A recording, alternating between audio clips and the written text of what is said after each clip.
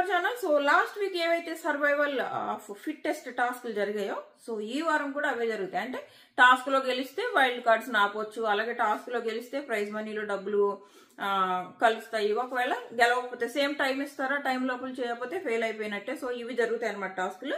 So అలాగే live లో ఏం జరిగింది ఎపిసోడ్ అయిన తర్వాత, నామినేషన్స్ అయిన తర్వాత అవి కూడా మాట్లాడుకుందాం. ఫస్ట్ లైవ్ లో లైవ్ గురించి మాట్లాడేసుకుని ఆ తర్వాత ప్రోమోలో మనం ఒక టాస్క్ చూసాం కదా, నిఖిల్ వర్సెస్ విష్ణు, దాని గురించి మాట్లాడుకుందాము. అది కాకుండా ఇంకొక టాస్క్ జరుగుతుంది, అది కూడా మాట్లాడుకుందాం.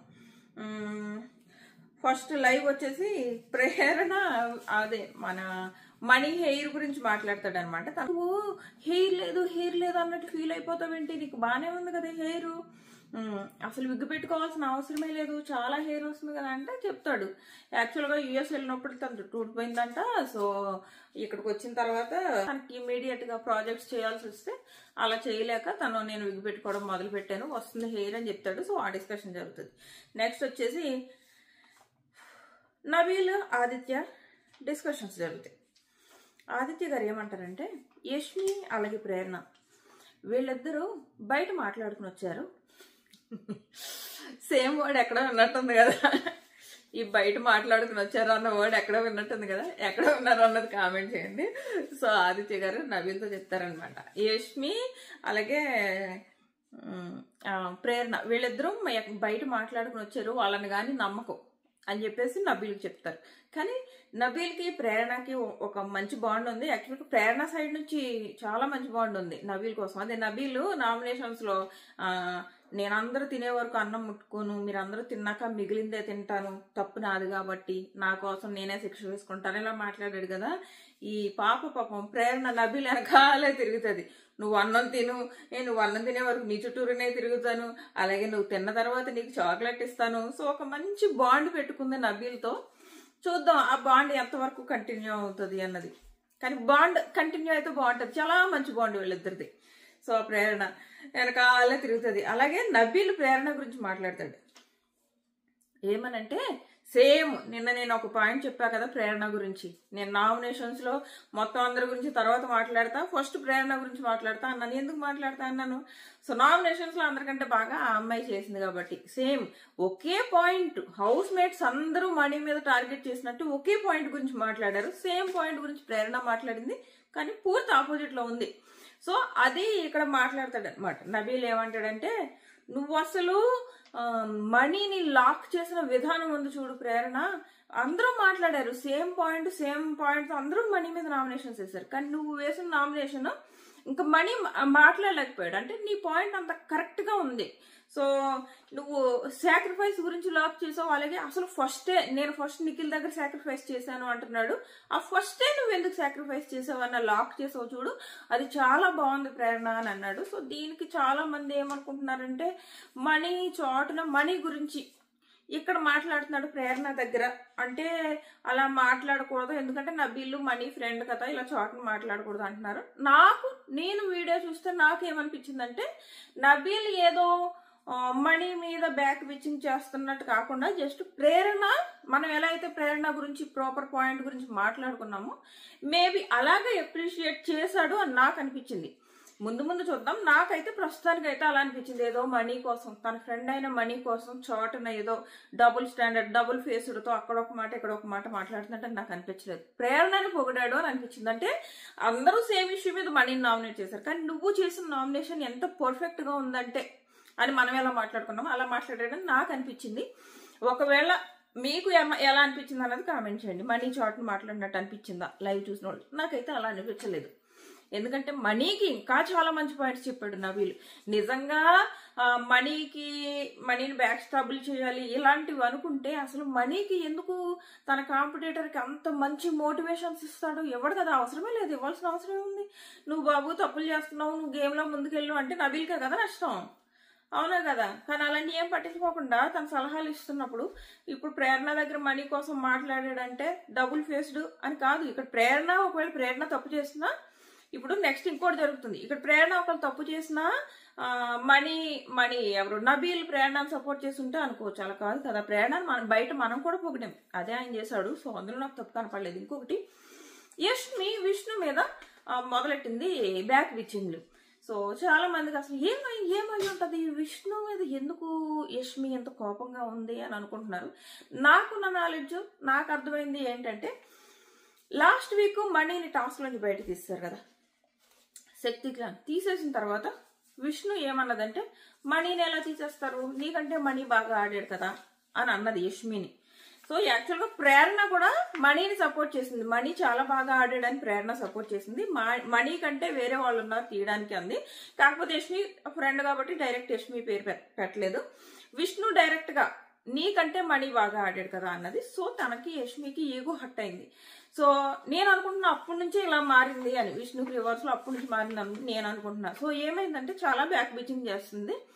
సో సోనియా ప్లేస్ ఏదో తిను ఏమంటారు రీప్లేస్ చేస్తుందా అన్నట్టు అనిపిస్తుంది అనమాట యష్మి పనులు. ఇలా చేస్తే అనవసరంగా అమ్మాయి అన్ని రకాలుగా, ఒకటేమో మనీని టార్గెట్ చేసి ఊరికే అరుస్తుందా, అక్కడ నెగిటివ్ అవుతుంది. ఇప్పుడేమో విష్ణు మీద అనవసరంగా బ్యాక్ బిచింగ్ చేస్తుంది. అనవసరంగా, అవసరమే లేదు, వీళ్ళిద్దరికి ఎలాంటి గొడవలు అవ్వలేదు. సో అప్పుడేదో అన్నది విష్ణు అని చెప్పేసి చాలా ఏడ్చింది. ఏడిస్తే అందరూ ఊరుకోబెట్టారు. సో తను యష్మి ఏం ఆడలేదు అని అన్నారని ఏడ్చింది. సో ఆ మాట పట్టుకుని తిను విష్ణు గురించి ఎక్కడ పడితే అక్కడ మాట్లాడుతుందని అనిపించింది. ఒకటి పృథ్వీ గురించి విష్ణుకి వ్యతిరేకంగా చాలా చాలా చెప్తుంది. ఒరే ఎందుకురా అక్కడ పులిహోర దద్దోజు అన్నప్పుడు పులిహోర నీకు ఎందుకు ఇవ్వాలరా, నాగార్జున గారిని అడిగి వేరేది మార్చుకుంటాను సార్ అని అనొచ్చు కదరా, నీకు పులిహోరని ఇవ్వడం నాకు నచ్చలేదురా అంటే, పులిహోరని ఇవ్వడం నచ్చలేదు, అంత పులిహోర ఏమన్నా పెద్ద ఏంటి అది కన్నింగ్ లాంటి పెద్ద పదమా కాదు కదా. పులిహోర అన్నది తను లవ్ ట్రాక్లు నడుపుకుంటూ అందరితోనూ సరదాగా ఉంటున్నాడు, అదే కదా. నా దృష్టిలో పులిహోర అంటే ఇదిరా మీనింగ్, అమ్మాయిలు వెనకాల తిరుగుతాడు, అమ్మాయిలు ఫ్లడ్ చేస్తాడు అన్న మీనింగ్, ఒక బ్యాడ్ మీనింగ్. సో నిజంగా నీ మీద కన్సర్న్ ఉంటే అలా చేయకూడదు కదరా. తన ఉద్దేశం ఏంట్రా అంటే, నువ్వు ఫ్లడ్ చేస్తుంటే తను నీకు రెస్పాండ్ అవుతున్నట్టు ఉందరా ఇక్కడ. విష్ణు నాకు నచ్చలేదు అని చెప్పేసి చాడీలు చెప్తుంది. నాకు నచ్చలేదు యష్మి ఇలా చెప్పడం. విష్ణు చోటన విష్ణు గురించి విష్ణు ఏమి యష్మి గురించి మాట్లాడట్లేదు, నువ్వు ఎందుకంత కెలుపుకుని, ఇక్కడ అనవసరమైన విషయం. పృథ్వీతో నిగిలితే ఈ విషయం మాట్లాడడం అనవసరం. రెండు మళ్ళీ అంటుంది, అసలు యష్మి ఏం ఆడిందిరా, సాక్స్ టాస్క్ ఆడింది, ఫస్ట్ లోనే అవుట్ అయిపోయింది, అయినా సాక్స్ టాస్క్ లో ఏం ఆడింది, ఆ తర్వాత అసలు ఎక్కడ కనపడిందిరా, ఏం టాస్క్ ఆడింది, అసలు ఏం చేస్తుంది, అసలు ఏం పీకిందని అన్నట్టు విష్ణు గురించి మాట్లాడుతుంది యష్మి. నాకు కరెక్ట్ అనిపించలేదు. అది ఆ అమ్మాయికే బ్యాక్ ఫైర్ అవుతుంది అనవసరంగా. ఇప్పుడు ఆల్రెడీ సోనియా వెళ్ళిపోయింది. సో ఇలాంటి పనులు చేస్తే ఆడియన్స్ యష్మిలో సోనియాని చూసుకునే అవకాశం ఉంది. సో ఈ అమ్మాయి ఎంత త్వరగా మారితే, ఆ రాంగ్ ట్రాక్ నుంచి ఎంత త్వరగా బయటకు వస్తే అంత మంచిది. విష్ణు మీద పగబట్టినట్టు, మనీ మీద పగబట్టినట్టు బిహేవ్ చేస్తే నష్టపడేది యష్మి. ఎందుకంటే విష్ణు ప్రతిదానికి ఓవర్ రియాక్ట్ అయిపోయి అరిచేసి అలా చేయదు. తన పని ఏదో తను చేసుకుంటది. తనకి ఎవరైనా నచ్చకపోతే దూరంగా ఉంటది. సో ఇది చేస్తుంది. సో నువ్వు అనవసరంగా కెలుపుకుని విష్ణుని బ్యాక్ బిచ్చింగ్లు చేసి, అది కూడా ఒక అనవసరమైన విషయం. మీ ఇద్దరికంటే గొడవలు అయిపోలేదు. సో ఏం గొడవలు అయిపోలేదు. అలాంటి అమ్మాయిని కెలుపుకుని మాట్లాడడం అంత కరెక్ట్ అని అనిపించలేదు నాకు. ఇది జరిగిందనమాట ఎప్పుడు కూర్చున్నప్పుడు. మళ్ళీ ఇంకోటి ఏంటంటే, నిఖిల్ దగ్గర కూర్చుని మళ్ళీ నిఖిల్కి సలహాలు ఇస్తుంది. ఒరే నిన్ను అందరూ ఇలా ఎమోషనల్ అంటున్నారు కదరా, అలా ఉండుకో ఇలా ఉండు అని చెప్తుంటే ఈ అమ్మాయి ఏంటి సోనియా ప్లేస్ రీప్లేస్ చేస్తుందా అనిపించింది. లైవ్ చూసిన వాళ్ళు మీ ఒపీనియన్ కామెంట్ చేయండి. నేను అన్నది కరెక్టే కదా, మీకు కూడా అలా అనిపించిందా అన్నది. అలాగే లైవ్ ఫీడ్ కొన్ని వీడియోస్, ఇదే విష్ణు గురించి మాట్లాడింది కదా యష్మి, ఆ వీడియో కూడా నేను స్టోరీలో పెట్టాను, చూడండి, మీ క్లారిటీ వస్తుంది. అందుకు మీ క్లారిటీ వస్తుంది. నేను ఒక్కదాన్ని మాట్లాడిన అనుకో, మేబీ నేను యష్మికి నెగిటివ్ చెప్తున్నానేమో ఇలా అనుకోవచ్చు, విష్ణుకి పాజిటివ్గా చెప్తున్నానేమో అనుకోవచ్చు. అది మీరు వీడియో చూసారనుకో మీకు క్లారిటీ వస్తుంది. ఆ స్పైక్ చెప్తున్నది అబద్ధం కాదు నిజమే కదా అని మీకు అనిపిస్తుంది. సో నేను స్టోరీస్లో పెట్టాను, ఇన్స్టాగ్రామ్కి వచ్చేసేయండి. తెలుసు కదా బిగ్ బాస్ తెలుగు స్పై అని సెట్ చేయాలి. కింద డిస్క్రిప్షన్లో నేను లింక్ కూడా పెట్టాను, ఆ లింక్ క్లిక్ చేసి కూడా రండి. 87,000 ఫాలోవర్స్ ఉన్నారు అక్కడ. సో ఇది అయింది.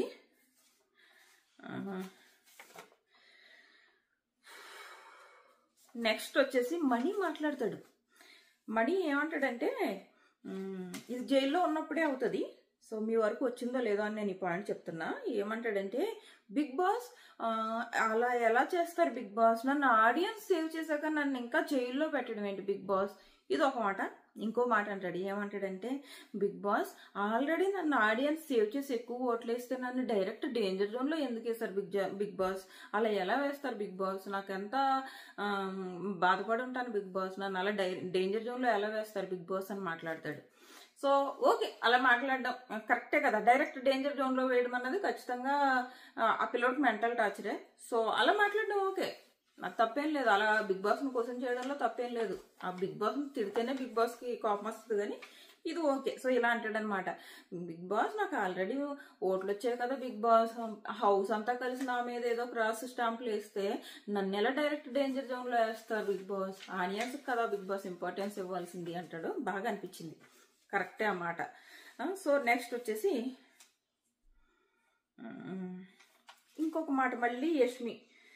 ఆల్రెడీ విష్ణు కోసం అయిపోయిందా, మళ్ళీ యష్మి వచ్చేసి మనీ కోసం మాట్లాడడం మొదలు పెడుతుంది. అక్కడ లైవ్లో కూడా అదే నామినేషన్స్లో అంటది కదా, ఏమని నిన్ను ఎవరు ఎలా సేవ్ చేస్తున్నారో, నువ్వు ఎలా సేవ్ అవుతున్నావో అర్థం అవట్లేదని. సో అదే మాట్లాడుతుంది అనమాట ఇక్కడ. ఎవరితో, నిఖిల్, పృథ్వీ వీళ్ళతో మాట్లాడుతుంది. ఏమనంటే ఆడియన్స్కి అసలు ఎందుకు నచ్చుతున్నాడో అర్థం అవట్లేదురా, అంత ఫేక్ సింపతి రా, అంత కంటెంట్ కోసం చేస్తాడు, ఆ ఏడుపులో అవన్నీ కూడా కంటెంట్ కోసమే చేస్తాడు.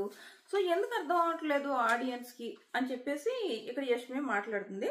సో ఇక్కడ నిఖిల్ ఒక మాట అంటాడు, ఆల్రెడీ నేను అయిపోయాను, సో ఇప్పుడు నెక్స్ట్ వాడు పాపం ఎవరు పాపం జెన్యూన్గా చాలా సలహాలు ఇస్తున్నాడు, ఎవరు నబీల్ జెన్యూన్గా సలహాలు ఇస్తున్నాడు, నెక్స్ట్ ఆడి మీద పడతాడు అంటే ఆల్రెడీ నేను అయిపోయాను. సో ఆల్రెడీ ఎవరైతే ఫ్రెండ్స్ ఉన్నారో వాళ్ళందరినీ పోట్లు పొడిచాడు, నెక్స్ట్ నబీల్ని పొడుస్తాడు అన్నట్టు నిఖిల్ మాట్లాడుతున్నాడు అనమాట. మీకు కరెక్ట్ అనిపించిందా, అంతేనా, అలా చేస్తాడా మనీ అన్నది ఖచ్చితంగా కామెంట్ చేయండి. అదొకటి అయింది. నెక్స్ట్ వచ్చేసి మనం టాస్క్ల గురించి మాట్లాడుకుందాము. ఒకటి survival of the fittest task, మనం ఆల్రెడీ ప్రోమోలో చూసాం కదా. ఆ టాస్క్ ఏంటంటే తాళం విడిపించు, టైర్ని నడిపించు.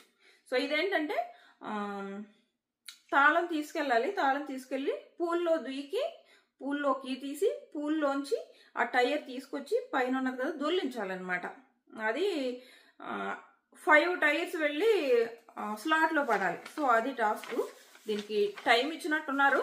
సో ఆ టైం లోపల వీళ్ళిద్దరూ వేయలేకపోయినట్టున్నారు. ఎవరెవరు ఆడారంటే విష్ణు అలాగే నిఖిల్, మన ప్రోమోలో చూసాం కదా. సో ఇద్దరు ఆ టైం లోపల వేయలేకపోయినట్టున్నారు. సో ఫెయిల్డ్ అనమాట. అంటే ఒక వైల్డ్ కార్డ్ ఎంట్రీ ఫిక్స్. ఇప్పుడు 9 ఉన్నాయి కదా. సో 9 వైల్డ్ కార్డ్ ఎంట్రీస్ అలాగే ఉన్నాయి. సో ఇది ఇప్పుడు వీళ్ళు అవుట్ అయ్యారు కాబట్టి వీళ్ళకు ప్రైజ్ మనీ యాడ్ అవ్వదు, అలాగే ఒక వైల్డ్ కార్డ్ని ఆపలేకపోయారు. సో ఇది జరిగింది. ఇంకా ఈ వీక్ కూడా ఈ సర్వైవల్ ఆఫ్ ఫిటెస్ట్ టాస్క్లు జరుగుతాయి. ఇది కాకుండా ఇంకో టాస్క్ ఉంది. అదేంటంటే మనకు ఆల్రెడీ చూస్తూ ఉంటాం, ఎవ్రీ సీజన్లో ఒక ఎంటర్టైన్మెంట్ టాస్క్ లాంటిది, విలేజ్ అట్మాస్ఫియర్లో జరిగే టాస్క్లు ఉంటాయి కదా. సో అలాంటిది ఈసారి టాస్క్ ఏంటంటే భైరవపురం వర్సెస్ నాగపురం అంట. భైరవపురం ప్రెసిడెంట్ ఏమో నిఖిల్, నబీల్ ఏమో తాగుబోతు క్యారెక్టర్, ఆదిత్య గారు ఏమో రైతు, సీత ఏమో రెగ్యులర్గా చేస్తుంది, రెగ్యులర్ అనమాట, ప్రేరణ ఏమో గాసిప్స్, ఇక్కడ ఎక్కడ అక్కడ ఇక్కడ మాట్లాడడం. నాగపురానికి ప్రెసిడెంట్ ఏమో యష్మి, బాడీగార్డ్ యష్మికి బాడీగార్డ్ ఏమో మణి, ప్యాన్ షాప్ ఓనర్ ఏమో పృథ్వీ, నైనిక ఏమో ఫుడ్ సప్లయర్, అలాగే విష్ణు ఏమో టూరిస్ట్ గైడ్. సో ఈ టాస్క్ నెక్స్ట్ కంటిన్యూ అవుతుంది అనమాట. సో ఇది ప్రస్తుతానికి ఉన్న అప్డేట్. నెక్స్ట్ వచ్చేసి ఈసారి weekend episode maybe Friday shoot చేస్తారని నాకు అనిపిస్తుంది అనమాట. సో ఫ్రైడే షూట్ చేసి ఫ్రైడేనే ఎలిమినేషన్ చేయడం, అలాగే వైల్డ్ కార్డ్ ఎంట్రీస్ని ఆ రోజే హౌస్లోకి పంపి మనకు సాటర్డే చూపించడం, ఏదో ప్లాన్ చేస్తున్నారు మొత్తం మీద. దానికి ఇంకా ఇంకొంచెం క్లియర్గా వచ్చాక చెప్తా. షూటింగ్ అయితే ఫ్రైడే ఉంది.